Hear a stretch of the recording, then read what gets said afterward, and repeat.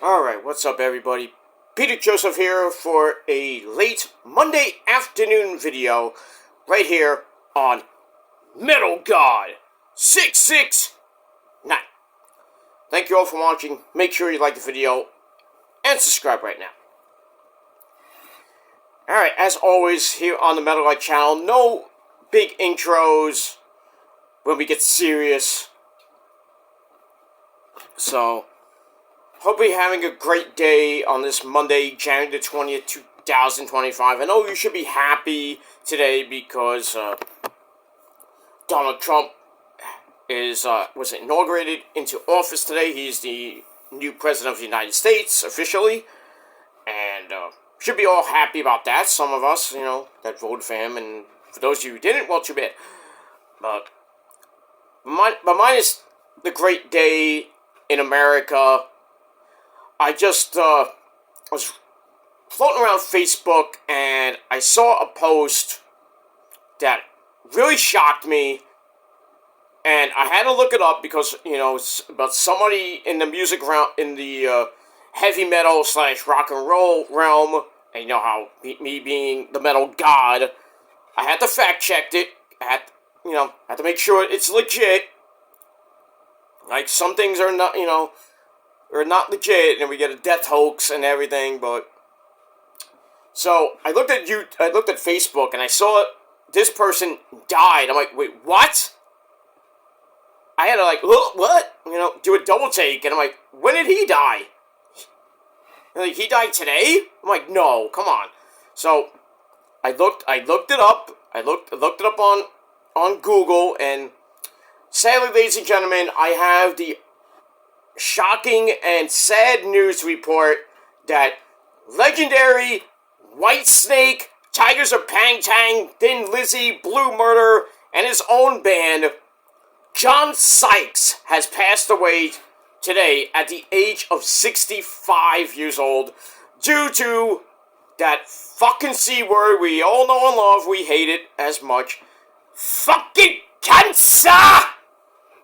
Oh, so John Sykes has passed away today at the tender age of 65 due to cancer. He was battling it for many years, but he lost the battle today at the age of 65. We just lost Bob Uecker a couple days ago due to lung cancer, but he was 90.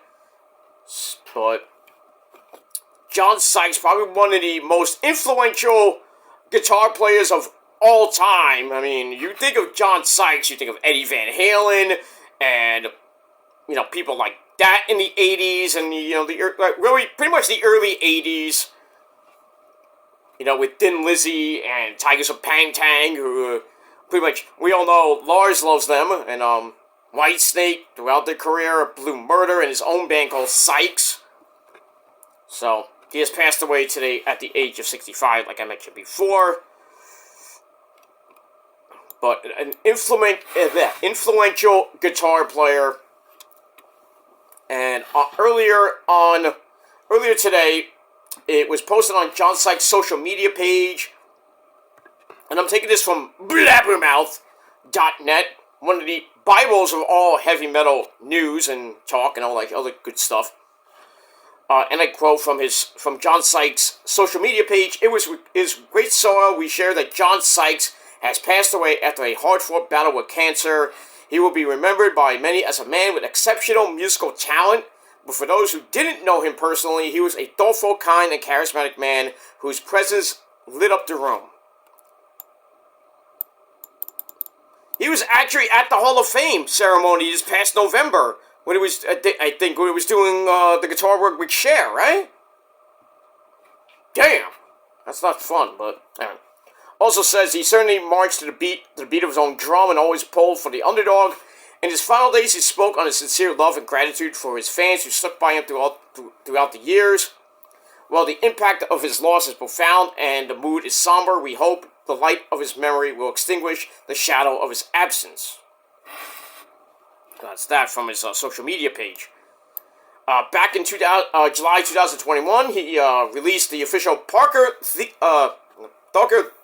Thebo produced music video for a new song called Out Alive, was recorded at least 4 years ago, suspected to be on John Sykes' long-awaited new solo album called Psyops. Not Cyclops, Psyops. It was the second song from Psyops to be released in 2021. Back in January of that year, he dropped a video for Dawning of a Brand New Day. Produced by T-Ball, with additional footage courtesy of Natasha Gregory and James Sykes. I think that's his dad, or some family member. But in any case, in 2020, a year before that, Sykes parted ways with Golden Robot Records without releasing a single of any kind, or any album of that kind through the label, because I think it went under anyway. And his partnership with the company was announced in January 2019. At the time, John promised that his first album in 2 decades, that's a long time, would arrive before the end of 2019, but things went south after the signing. John Sykes later accused the label of making little attempt to move things forward. You hate that with certain record labels who don't want to put out your shit. And, despite the best efforts and patience, look at that. Psyops was expected to include such other tracks as Believe in Yourself and My Guitar. Not the Def Leppard one. But I digress. Speaking to Reality Check TV at the January 2019 Hall of Heavy Metal History, way different from the Rock and Roll Hall of Fame in Cleveland. That event was in Anaheim, California. John Sykes stated about his absence from the rock scene. I'm looking forward to getting out on the road and playing again. I kind of go underground and stay there for a while. I don't really know why. Sometimes I just take off and shut it all down. But I'm getting the itch. I've been having the itch to get back out and play, so I'm looking forward to do that. Kind of like the Jake E. Lee thing. Remember when Jake E. Lee was so out of the heavy metal realm, and we didn't know what the hell was going on with him, and then out of the blue, freaking the great man that he is, Eddie Trunk, on That Metal Show, they used to do a Whatever Happened To segment, and they did a thing about Jake E. Lee. Everybody was asking, what happened to Jake E. Lee? We haven't heard from him. We're like, what happened? Did he fall off the face of the earth? And then they finally found the guy, and he hadn't picked up a guitar in so many years. Then they finally had him on That Metal Show when he did some things for a certain band. In this moment, where he did You're Gonna Listen, one of his first recordings back for the album Blood, which was an amazing song, by the way. Then he got into back into music with his band Red Dragon Cartel. 2 albums in, pretty damn good stuff. Still playing the Ozzy tunes, which he should get royalty checks for us. They're sharing, but he's still in the realm. We haven't heard much from him lately, I think, but so it seems like John Sykes, when he was away for so long with the surge in the 90s where he was in Whitesnake, I think he played on that album I think he played on the album with Steve Vai joined Whitesnake for like a brief period. Right after Steve Vai came off the David Lee Roth circuit. But in any case, we move on with that. He says kind of got the new album. He says it's kind of got flavors of old and new, but I think it'll be pleasing to a lot of people to hear it. I think it'll touch a fair few people to check it out. It's a good solid album. It's not just a couple of tracks and a load of fillers. So we got that. So Sykes' band for his tour was expected to include his one-time Blue Murder bandmate Tony Franklin, Fred Boswell Jr. on drums. But that's it. That's his stuff way after Whitesnake. He joined Whitesnake, co-wrote the band's self-titled 7th album, which was the re-release of the old Whitesnake album in 1987, which produced such great fucking hits as Is This Love, Here I Go Again. I think we all know those, with Tawny Kitaen, basically half naked, with David Coverdale, and such a crossover hits, sold over 8 million copies in the U.S. just alone in the U.S. Amazing album. And then remastered it in 2017, by the way. So, that's great. He announced his departure from Thin Lizzy in July of 2009. The new Thin Lizzy, not the Phil Lyman years. But God bless Phil Lyman of Thin Lizzy, you know, the great man that he is. He explained that, I feel it's time to get back to playing my own music, because he was in Whitesnake, then he went into the new version of Thin Lizzy for a while. So we get that.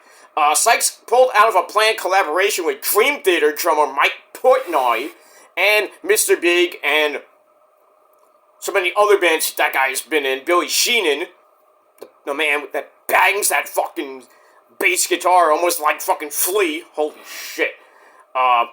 In 2011, or the year before that, the project demoed more than a dozen songs at an LA studio, with Portnoy describing one track as a kind of copying the Led Zeppelin / Black Sabbath vibe, and another as a Pink Floyd meets Deep Purple vibe. Interesting. Some serious old school classic rock. You gotta love that. 2 years ago, Sykes' former Blue Murder bandmate Carmine Appice, not Appice, it's Appice, and with his other brother Vinny, told Sirius XM's Trunk Nation with Eddie Trunk that he had no contact with John Sykes, despite repeated attempts to reach out to him. And Carmine says, I think he's done playing music. I sent him texts. I don't hear anything back. I don't know. Maybe, the Jakey Lee syndrome.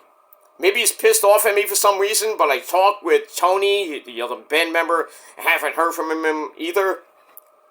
And Blue Murder was formed by John Sykes, released 2 studio albums in 1989, their self-titled album, 1993, the follow-up album called Nothing But Trouble. Then he basically said, I'm done playing music for a little while. Then he kind of got into the Thin Lizzy stuff. But anyway, he co-wrote 9 tracks on the 1987 Whitesnake album. Like I said, Still the Night, Is This Love? Found himself thrown out of Whitesnake, alongside Nace's Nell Murray. That's way after, I think it was, it was before Rudy Sozo joined Whitesnake after he was in Quiet Riot, so. And drummer Ainsley Dunbar. So, basically the old Whitesnake that you saw way back when, and then the new Whitesnake. But, whatever, I might have messed that up, but whatever, doesn't matter. Whitesnake singer and leader David Coverdale then assembled an entirely different MTV-friendly group to tour that record.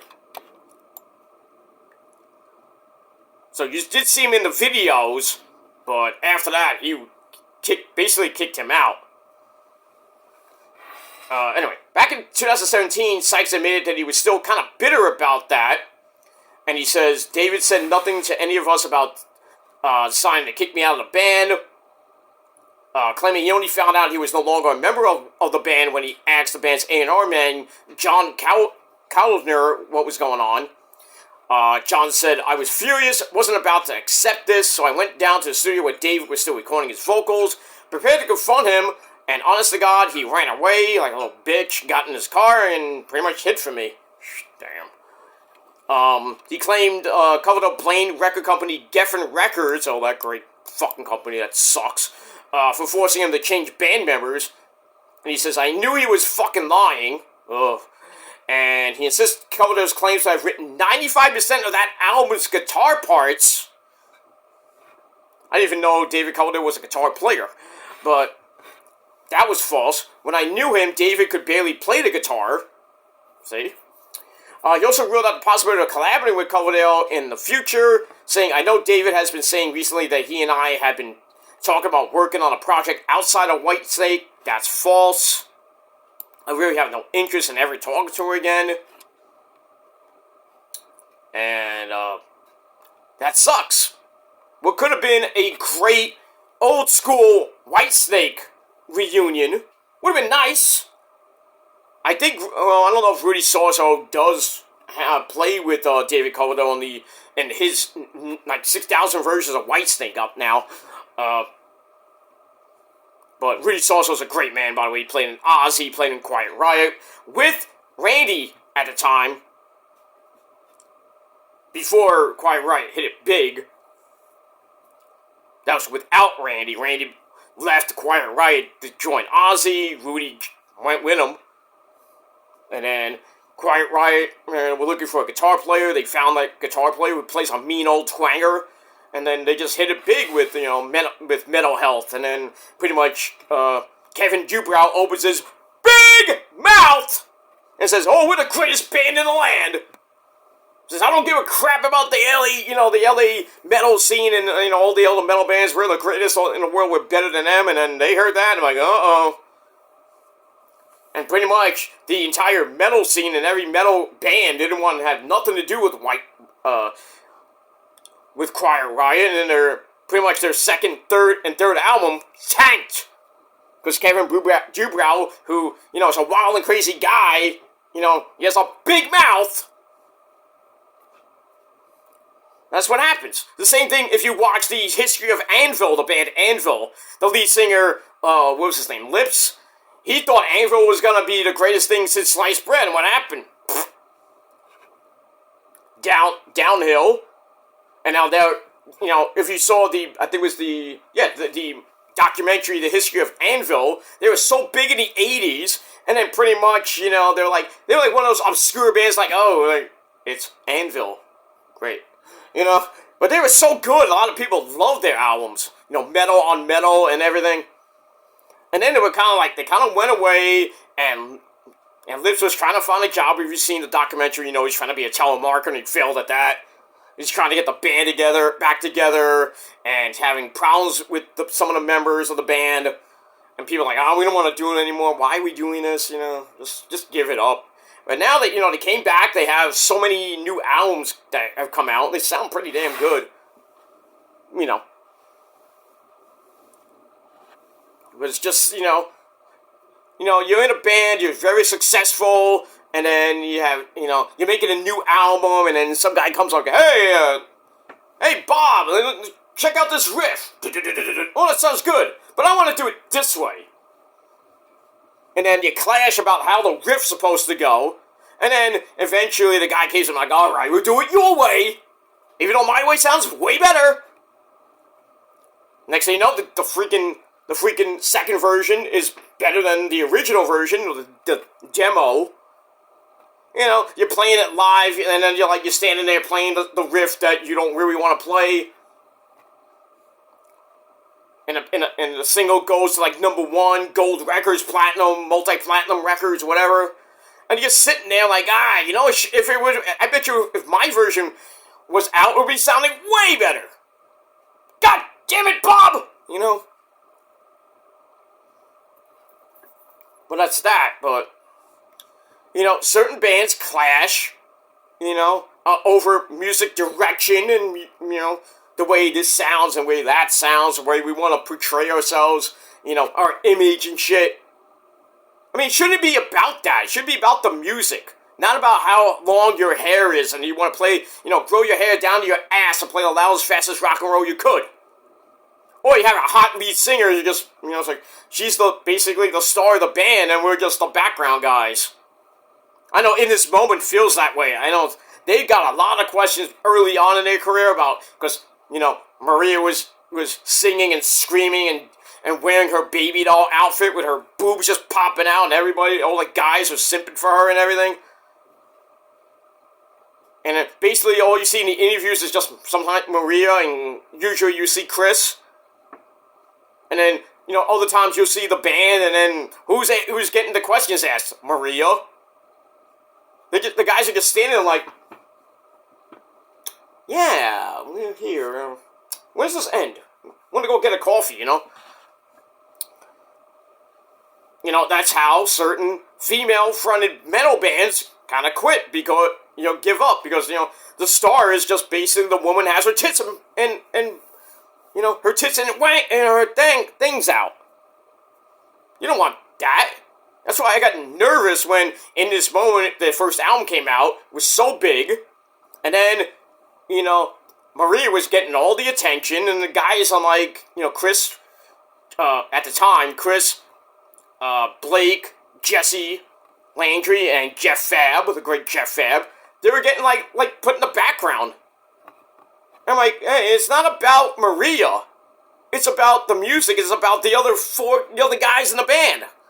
With their riffs and, and everything. Can't have it all be about Maria. I'm just saying. That's the way, same as it was then, is the same way it is now. It's not about how Maria looks on stage and how the stage, the stage is all, the stage theatrics is, people don't like it. I mean, even the missus don't even like it. She loves the music. She loves how Maria sings, but, she doesn't like the way she dresses and the way the band is portrayed. And we and her clash about it. And I'm like, I don't care how the band looks. I care about how the band sounds. Okay? Yeah, Maria may be a witch or a pagan or whatever people say about her. They call her, they used to call her a slut when she was wearing the baby doll outfits. No wonder she wrote that song Whore. But, because that's how she was portrayed, as a fucking whore. Which she's not. She's a beautiful human fucking being. But, in any case, ladies and gentlemen, that's how bands fucking break up. Because of the musical differences. Even, like I said, In This Moment, they almost broke up during the All-Star tour. That fucking tour. Don't get me started with that tour. Which basically almost disintegrated the band. Because they were, disintegrating. It was right before they were recording Blood, too. They did the All-Stars tour, which is horrible. And then Jesse Landry left after the second album because he became a pilot. They brought in Kyle Conkiel, who then went to, I forgot the name of the band. He left the band when then Travis Johnson, the original bass player, came back in. And, and he's been with the band ever since. But still, even before all the Blood was even recorded, the record label dropped them, which I think was Century Media, those fuckers. And I thought, Chris and Maria said in an interview, like, we thought the band was dead. We didn't know what to do. We had no band. We had no management. They joined up with another, metal record company. They found Tom Hain at the time. They found Randy Weitzel, the beast. They recorded Blood, and what happens?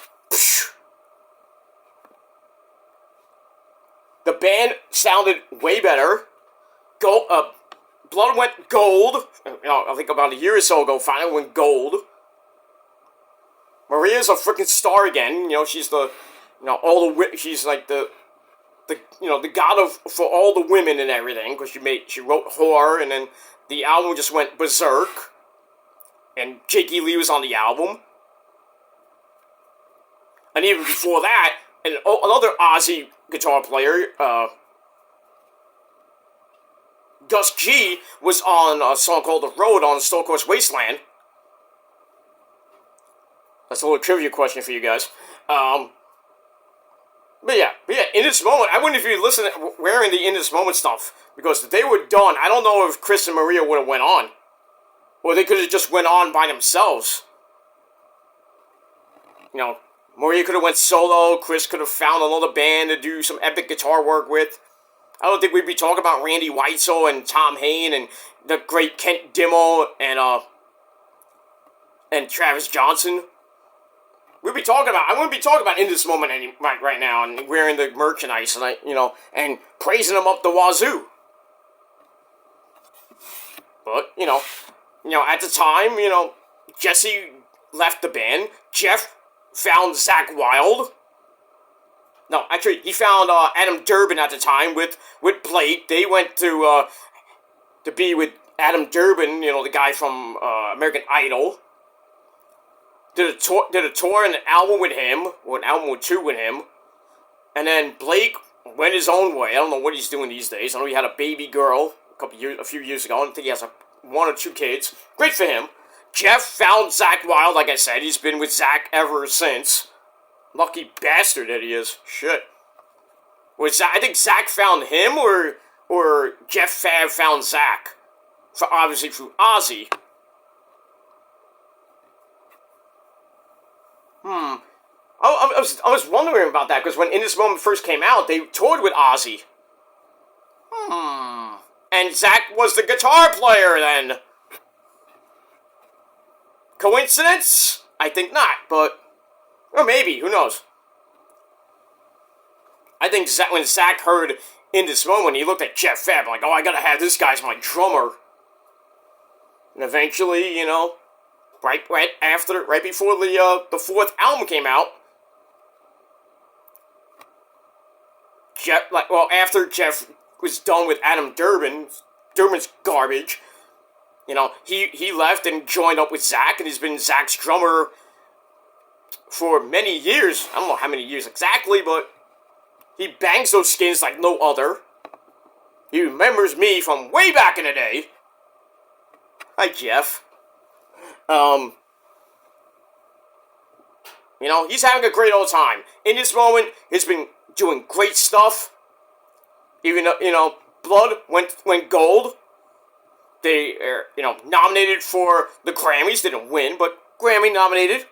Might add. You know, Black Widow was a pretty damn good album, and then Ritual was a little step down, in my opinion. Not the greatest of their albums, but at least way better than The Dream, in my opinion, of the top 8 albums that they've had. I think it's like number 7. I think Ritual is way above The Dream, even though The Dream has one freaking screaming song. It's basically a pop metal album, like, you know, New Year's Day, how they sounded before, you know, Ash Costello and the band basically said, you know what, we can't be poppy anymore, let's just turn it up a notch. And, you know, how Ash is turned into the, you know, well, I got the shirt on.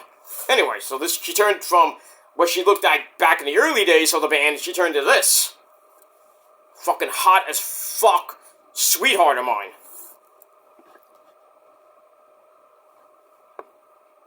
You know, so you gotta change it up here a little bit here and there.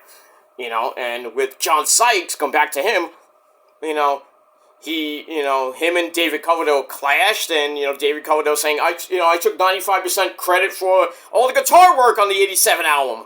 And John's like, wait a minute. Then what am I doing? What did I do here all in the studio that whole entire time? You taking 95%? I mean, you're telling me I did 5% of the work? The fuck, man? And then you don't tell me you kicked me out, you bring in some other guys? The fuck with that? That makes no sense.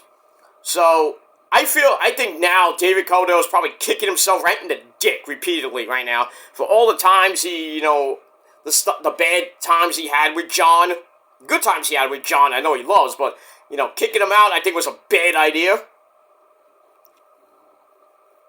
You know, even though, you know, after that, after they kicked John Sykes out, basically, you know, Whitesnake wasn't the same. I mean, even if they brought in Steve Vai for that one album,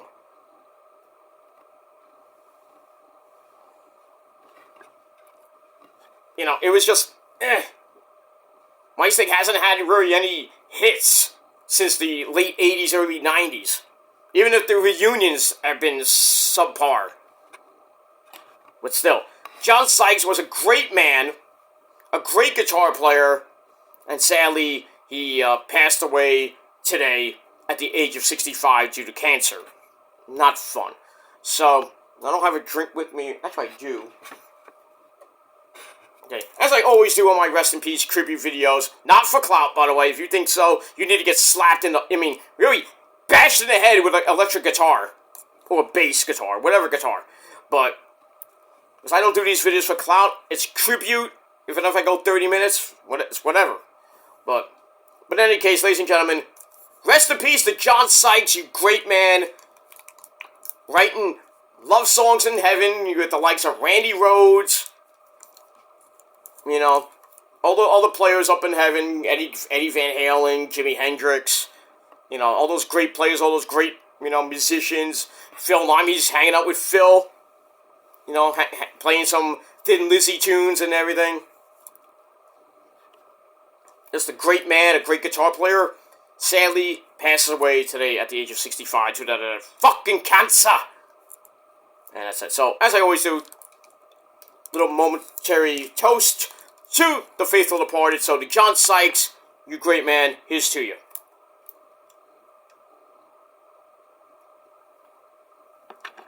And that's pretty much it. Alright guys, I'm going to get out of here. I meant to be having lunch right now, but, you know, I was floating around YouTube before I was about to have my lunch. But I'm going to have my lunch right now. And then get into a couple more videos before we get to Monday Night Raw. For all you wrestling fans of mine. So, coming up in a little bit, I'm going to do TNA Genesis and then get right into AEW Collision. Do those reviews, right? Hopefully before we get to 8 o'clock. And then we'll talk about Monday Night Raw tomorrow, and hopefully nothing else happens tonight, and I have to do like 6,000 more videos. But right now, we're probably going to get at least 4. So your Fatal 4-Way Monday, we'll continue on with AEW Collision review over on my main channel, Killed Him with 669, and Genesis review will be on my Peter Joseph channel. So check it out. Please hit the bell, subscribe to my channel so you don't miss anything, and that's all I can say about that. So, once again, John Sykes passes away at the age of 65. Legendary guitar player for Tigers of Pang Tang, Thin Lizzy, and the mighty Whitesnake. So, not a great day for us here in the heavy metal community, or the hard rock community, classic rock community. But we're going to be listening to a lot of Whitesnake on, you know, CBS FM here in New York, or, you know, on Pandora, or Spotify.